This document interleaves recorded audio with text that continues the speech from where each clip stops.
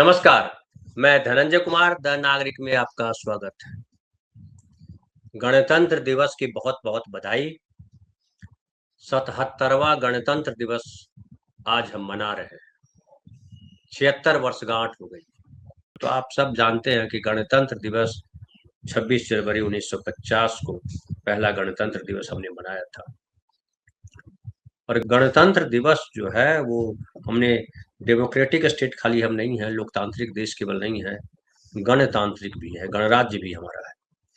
और गणराज्य में आम आदमी सबसे इम्पोर्टेंट हो जाता है। इसलिए अगर हम याद करें अपने संविधान को, चूंकि आज ही के दिन संविधान लागू हुआ था 1950 ईस्वी में, और संविधान को याद करें तो संविधान के प्रियम्बल को पढ़ना, समझना, उसके मूल्य तत्व को जानना बेहद जरूरी हो जाता है, क्योंकि संविधान का मूल जो है प्रियम्बल में है। और वो मूल है जो 5 शब्द की मैं अक्सर चर्चा करता हूँ, वो है न्याय, स्वतंत्रता, समता, बंधुत्व और व्यक्ति की गरिमा। देश है, समाज है, परिवार है और व्यक्ति है। सबसे छोटी इकाई व्यक्ति है। तो व्यक्ति की गरिमा तक हमको पहुंचना है। इस गणतंत्र का यही लक्ष्य है, यही शपथ है और यही हमारी जो है संकल्पना है।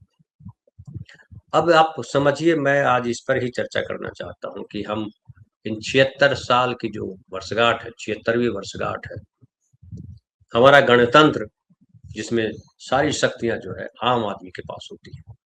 और सरकार हमने इसलिए बनाई कि सरकार जो है हमारी राह आसान करे। लेकिन साल दर साल का जो अनुभव है वो ये है कि लगातार गणतंत्र कमजोर होता जा रहा है, आम आदमी लगातार कमजोर होता जा रहा है।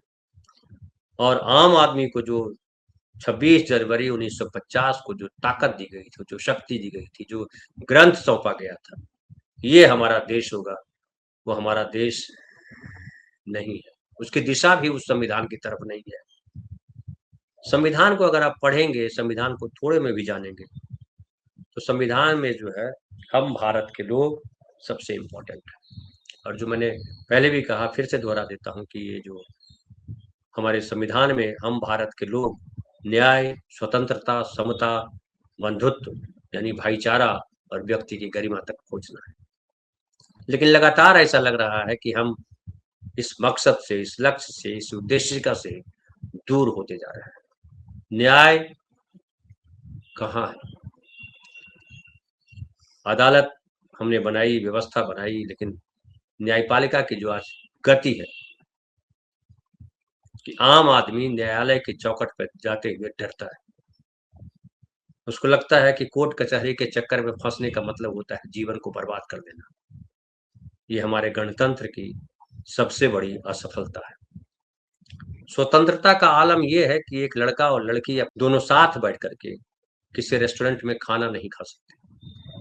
कुछ गुंडे आते हैं और गुंडे उनसे को धमकाते हैं, उनसे सवाल जवाब करते हैं और दोनों लड़का लड़की कूद जाते हैं छत से, जहां रेस्टोरेंट में बैठे होते हैं वहां से, और गहरे तौर पर गंभीर रूप से घायल हो जाते हैं।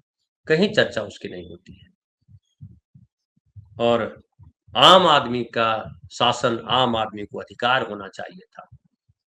हम अपनी ताकत अपने रिप्रेजेंटेटिव को देते हैं, हमारे रिप्रेजेंटेटिव सरकार को देते हैं, और सरकार फिर जो शक्ति है, जो संसाधन है, उसको डिस्ट्रीब्यूट करती है। यही भूमिका है गणतंत्र में सरकार की। लेकिन हम देख रहे हैं कि जो सरकारें हमारी है, खास करके जो पिछले 11 साल से जो सरकार चल रही है, वो पावर को डिस्ट्रीब्यूट करने के बजाय पावर को इकट्ठा कर रही है। और वो कहती है कि सबसे ताकतवर हम हैं। प्रधानमंत्री जिधर जाएं, कैमरा उधर ही जाएगा। प्रधानमंत्री फोकस में रहेंगे, सबसे महत्वपूर्ण प्रधानमंत्री है। और जिस तरीके का वातावरण बनाया गया, कई लोग कहते हैं कि कांग्रेस के राज में क्या था। कांग्रेस के राज में क्या था? कांग्रेस ने अगर गलतियां की तो आप भी गलतियां करेंगे। कांग्रेस अगर गलत रास्ते पे देश को लेकर के चल पड़ी तो क्या आप भी देश को गलत रास्ते पर ले चलेंगे, आपको अधिकार मिल गया गलत रास्ते पर लेकर के चलने का। और स्थिति है कि जो कह रहे हैं कांग्रेस ने क्या किया, मनरेगा एक बड़ा ताजा उदाहरण है। मनरेगा में क्या था, मनरेगा में आम आदमी को काम का अधिकार दिया गया था कि आपके पास काम नहीं है तो सरकार आपको काम देगी। सरकार काम देगी नहीं, सरकार काम देने को जवाबदेह है, उसकी जवाबदेही है कि आम आदमी को काम दे जो आपसे काम मांग रहा है।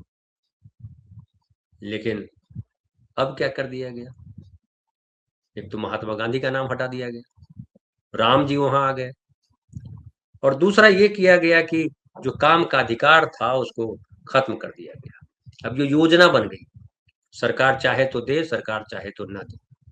लेकिन विडंबना देखिए कि पूरा मीडिया, सारे मंत्री जी राम जी को जो है ये कह करके प्रचारित कर रहे हैं कि पिछले मनरेगा से ज्यादा बढ़िया है। उसमें तो 100 दिन ही काम की गारंटी की बात थी, हम तो 125 दिन दे रहे हैं। लेकिन 100 दिन भी जो काम मिलता था या नहीं मिलता था, इसका कोई रिकॉर्ड नहीं है इनके पास। रिकॉर्ड ये है कि कई राज्यों को जहां इनकी सरकारें नहीं थी वहां इन्होंने मनरेगा का पैसा नहीं दिया, मनरेगा में सरकारें पैसा देने में असमर्थ हुई। और ये लगातार ये अनुभव है कि आम आदमी लगातार तंत्र से दूर होता जा रहा है। पुलिस व्यवस्था आप देख लीजिए, पुलिस स्टेशन जाने से लोग डरते हैं। उनको लगता है कि पुलिस के चक्कर में फंसने का मतलब होता है कि आप सब चौपट करेंगे, जाति के नाम पर, धर्म के नाम पर, या वो जो है शोषक का रूप ले लेते हैं, रक्षक जो है भक्षक का रूप ले लेता है। तो फिर गणतंत्र पे सवाल उठता है। जिस तरह से देश भर में घर तोड़ने का रिवाज चल पड़ा है, 50 साल से 100 साल से लोग रह रहे हैं जिस घरों में, उन घरों को तोड़ा जा रहा है। कहीं कॉरिडोर बनाने के नाम पर तोड़ा जा रहा है, कहीं इलीगल कह करके तोड़ा जा रहा है। लेकिन क्या घर तोड़ना गणतांत्रिक है? क्या घर तोड़ने का विजन लेकर के हम चले थे कि हम घर तोड़ेंगे? हमारा लक्ष्य होना चाहिए था कि हमें घरों का निर्माण करना है, जिनके पास घर नहीं है उनको घर देना है। और ये इंदिरा आवास योजना इसी के तहत शुरू हुआ था, जिसको नरेंद्र मोदी जी ने प्रधानमंत्री निवास योजना, आवास योजना जिसका नाम दिया। और प्रधानमंत्री आवास योजना जो है उसको इन्होंने भी, उसको भी पाखंड बना दिया, अपने झूठे प्रचार का हिस्सा बना दिया। कभी वो 3 करोड़ बोलते हैं, कभी 4 करोड़ बोलते हैं कितना घर दे दिया, लेकिन आज तक यह सुनिश्चित नहीं हो पाया कि क्या इस देश का हर नागरिक उसके पास घर है, ये तय नहीं कर पाए। 85 करोड़ लोगों को हम 5 किलो अनाज देते हैं, ये बड़ा गर्व से प्रधानमंत्री बताते हैं। लेकिन जब 85 करोड़ लोगों को 5 किलो अनाज देना पड़ रहा है, तो क्या 85 करोड़ लोग, उनके पास घर है? अगर आप 5 किलो अनाज भी अपने लिए नहीं जमा कर सकते, महीने में नहीं कमा सकते, तो फिर घर कैसे होगा उनके पास? तो ये देखिए ये कितना बड़ा ढोंग है कि आप 85 करोड़ लोगों को 5 किलो अनाज दे रहे हो, या तो 85 करोड़ लोगों को 5 किलो अनाज दे रहे हो वो झूठा है, या जो वैभव का गुणगान करते हो वो झूठा है। अभी जो आपने परेड देखा, कितना सुंदर लग रहा है, कितने फूल सजे हुए हैं, कितने फूल लगे हुए हैं, कितना अच्छा कपड़ा है सबका, कितना खर्च हुआ है इस पर। और अच्छी बात है, गौरव की बात है कि हम दुनिया को दिखा रहे हैं कि देखिए हमने इतनी तरक्की की, हमें इतना सौंदर्य बोध है, हम इतने सिस्टमेटिक हैं, हम इतने सिविलाइज्ड हैं। हम दुनिया को दिखा रहे हैं, हम अपनी ताकत दिखाते हैं, हम अपनी परंपराएं दिखाते हैं, विरासत दिखाते हैं, संस्कृति दिखाते हैं, हम अपना कौशल दिखाते हैं। इस परेड में झांकियां होती है तो क्या होता है, बड़ी अच्छी बात है, हम दुनिया को दिखा रहे हैं। लेकिन भीतर क्या है, क्या उस पर हम ध्यान देते हैं? नदियों के नाम पर हमने कॉलोनियां बना ली, दिखा रहे हैं कि कॉलोनियां है, देखिए नदियों की कितनी कीमत करते हैं। लेकिन नदियों का क्या हाल है? जो सबसे पवित्र नदी गंगा है, उसका क्या हाल है? पिछले मंत्रिमंडल में नरेंद्र मोदी जी ने मंत्रालय बनाया था, गंगा सफाई मंत्रालय, क्या कुछ नाम था उसका, उमा भारती उसकी मंत्री थी। क्या हुआ गंगा सफाई का? बनारस में गंगा का क्या हाल है?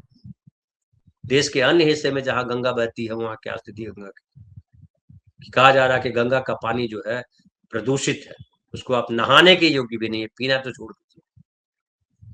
तो ये जो है हिंदू राष्ट्र बनाने के जो दौरा पड़ा हुआ है, उस दौरे में आप जो हमारी विरासत है, जो नदियां हैं, जो हमारी जीवनदायिनी नदियां हैं, उसका भी हमने ख्याल नहीं किया, हमारी सरकार ने उसका भी ख्याल नहीं किया। जमुना नदी का देखिए, कल भी मैं देख रहा था कि कितना झाग है जमुना नदी में, कितनी गंदी है जमुना नदी। तो जब गंगा, जमुना, कृष्णा, कावेरी ये सब नदियां गंदी है, तो हमारे गांव, हमारे कस्बे की जो छोटी छोटी नदियां हैं उसका क्या हाल है, वो अंदाजा लगा सकते हैं। दुर्भाग्य ये हुआ कि मनमोहन सिंह की सरकार ने उन नदियों को, जो हमारे गांव की छोटी छोटी नदियां होती थी, जो गरीब आदमी के जीवन का आसरा भी होती थी, वहां मछली पकड़ते थे, वहां से पानी लेकर के आते थे, वहां से रेत लेते थे, अपना घर बनाते थे, वो सब दूर कर दिया गया, वो भी दूर हो गया, नदियां भी हमसे दूर कर दी गई। और मनमोहन सिंह के जमाने में टेंडर कर दिया गया था, सारी नदियां, इस देश की जितनी नदियां हैं सब टेंडर कर दी। कोई रेत बेचेगा, कोई मछली बेचेगा, कोई ऐसे आदमी नहीं जा सकता। ये क्या है, आम आदमी को इस तंत्र से दूर करना, और ये गणतंत्र के खिलाफ। चुनाव प्रक्रिया ही देख लीजिए, जो चुनाव लड़ने का तरीका है, जिस तरह से आज चुनाव जिस तरह से महंगा हो गया है, क्या कोई आम आदमी चुनाव लड़ सकता है? 85 करोड़ लोग जिनको 5 किलो अनाज देते हैं, क्या चुनाव लड़ने की हैसियत में है? क्या सरकार को ये पता नहीं? सरकार को ये पता है। और प्रधानमंत्री नरेंद्र मोदी ने जिस तरह से चुनावी रैलियों पे करोड़ों करोड़ खर्च करवाया, जिस तरह से बीजेपी ने अपनी पार्टी का बजट 10 वर्षों में 10,000 करोड़ रुपया खड़ा कर दिया, बड़े बड़े ऑफिसेज खड़े किए कारपोरेट कंपनियों की तरह, वो क्या है? ये गणतंत्र से दूर ले जाने का सीधा सीधा प्रयास है कि गणतंत्र को, इस तंत्र को गण से आम आदमी को दूर कर दे। संविधान का हम जो है, जैसे देवी देवता का फोटो लगा करके हम उनकी पूजा करते हैं, लेकिन वो जो धर्म का जो आचरण होना चाहिए, जो करुणा, दया, भाईचारा, हम वो नहीं मानते। और देखिए कि जो शंकराचार्य और आदित्यनाथ के बीच जो युद्ध चल रहा है, महायुद्ध कही, वो क्या है? धर्म जिसके प्रति लोग जो है मानते हैं कि धर्म ईश्वर की जगह है, आस्था की जगह है, क्या हाल कर रखा है उसका? सत्ता के अहंकार में कहाँ आम आदमी वहां खड़ा है? तो आम आदमी की आस्था को भी इन लोगों ने प्रदूषित कर दिया। आम आदमी, जो कमजोर आदमी होता है, जो गरीब आदमी होता है, जिसकी पढ़ाई नहीं है, जिसके पास अभाव है, पैसा नहीं है, घर नहीं है, खाने के लिए अनाज नहीं है, वो आदमी ईश्वर की तरफ देखता है। वो जानता है कि ये जो लोग हैं आसपास, जो नेता बने हुए हैं, वो हमारे काम नहीं आने वाले हैं। तो ईश्वर की तरफ देखता है कि ईश्वर हम पे कृपा करेगा, ईश्वर कल हमारे दिन अच्छे करेगा। उस आस्था को भी इन्होंने कलंकित किया है, प्रदूषित किया है, और आम आदमी का भरोसा तोड़ा है। जिस तरह से निजीकरण हुआ हमारे देश में, स्कूल, कॉलेज, अस्पताल सब दूर हो गए। गरीब आदमी कहाँ इलाज कराए? जो 5 किलो अनाज नहीं अपने लिए ला सकता है, वो इलाज कैसे कराएगा? ये सवाल कीजिए। मैं ये नहीं कर रहा हूँ कि देश के आम आदमी की क्या हालत है, ये सरकार से सवाल है कि जब आप कह रहे हो कि 5 किलो अनाज हम दे रहे हैं उनको की पनाह, तो इसका मतलब है 5 किलो अनाज भी अपने लिए नहीं ला सकते। तो बताइए कि उनको, अपने बच्चे को पढ़ाएंगे कैसे? बताइए कि धूप, गर्मी, जाड़ा, बरसात में कैसे सुरक्षित रहेंगे? और बताइए कि जब वो बीमार पड़ेंगे तो उनका इलाज कहाँ? मैं अभी आ रहा था घूम करके, तो बाजार से, तो मैंने देखा कुछ लड़के जो है वो तिरंगा बेच रहे हैं। ज्यादातर तिरंगा बेचने वाले लोग फुटपाथ पे बैठे होते हैं, गरीब लोग बेच रहे हैं। अमीर जो है वो जलेबी बेच रहे हैं, अमीर जो है फाफड़ा, गाठिया, मिठाई की दुकान पे भीड़। फूल भी देखिए, फूल कौन बेच रहा है? फूल उगाने वाले जो वहां पे करोड़ों रुपए के फूल लगाए गए होंगे गणतंत्र दिवस के अवसर पर, फूल उगाने वाले लोगों की स्थिति जानते हैं? जो फूल लगाते हैं, जो खेती करते हैं, फूल भी खेती करना है, कितने पैसे मिलते हैं, क्या हालत है। गणतंत्र दिवस पर यही सब देखने की जरूरत है। क्या अच्छा नहीं होता कि गणतंत्र दिवस मनाने से पहले राष्ट्रपति या प्रधानमंत्री बिना अमले झमले के गांव में जाते, गरीबों से मिलते, उनसे सवाल जवाब करते, उनकी कमियों, उनकी कमजोरियों को समझते और उस पर चर्चा करते।